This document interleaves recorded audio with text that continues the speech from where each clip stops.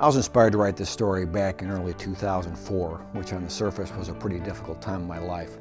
I had just gone through a divorce and was in the middle of some activities that were hurting a lot of good people, and those were activities that would ultimately lead me to federal prison. I remember walking down a hallway at a hospital up in Detroit. I was there visiting my oldest daughter, who had just been diagnosed with type 1 diabetes. And I guess I was pretty much still drowning in my own pity party when I came across a young couple, probably in their late 20s, pulling their young son in a little red wagon. And I'm guessing the little boy was probably around 3 years old. He'd lost his hair, he was very thin and frail, and he had that gray and ashen look that seriously suggested that the end may be near. And for me, it was one of those rare moments in life where you realize that your problems aren't as bad as you think they are. And while I was trying to fathom the amount of stress that this young couple was going through, this little boy looks up and smiles at his parents, and they smile back at him. And that exchange was one of the most beautiful things I'd ever seen. And something inside of me wanted those smiles to last, because in so many cases, particularly in cases like that, those smiles don't.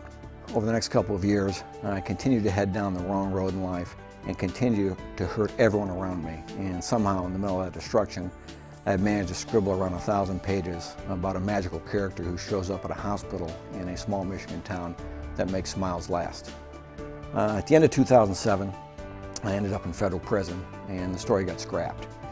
And prison really is one of those things I wouldn't wish on anyone, but at the same time, there are a few things that I'd trade that experience for, because from a spiritual standpoint, it really gave me the opportunity to slow down and realize what's important. And as my faith grew, I was becoming anxious to share some of those things that I learned. So I figured what better way to do that than to rewrite my manuscript in a way that was a lot less magical and a lot more spiritual.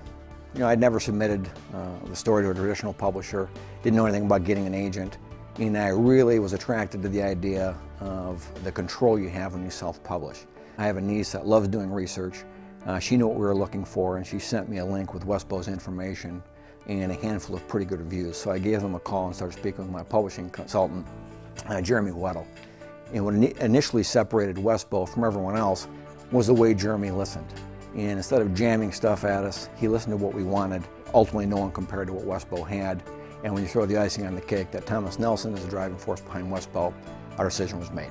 Once we turned the manuscript over and the production process started, I was in pretty regular contact with a gentleman by the name of Alan Bauer, who is the publisher and director of channel sales. A few weeks after that, I get an email, and it's from Alan Arnold, who is the senior vice president and head of fiction at Thomas Nelson.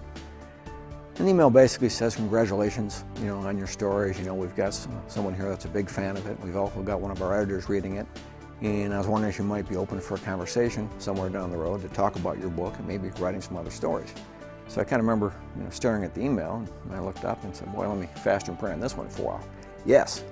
And before you know it, here we are. I'm a Thomas Nelson author, which is one of the greatest feelings in the world. And I guess I want to thank God. I want to thank my brother Ken and my sister Allison for having belief in the book.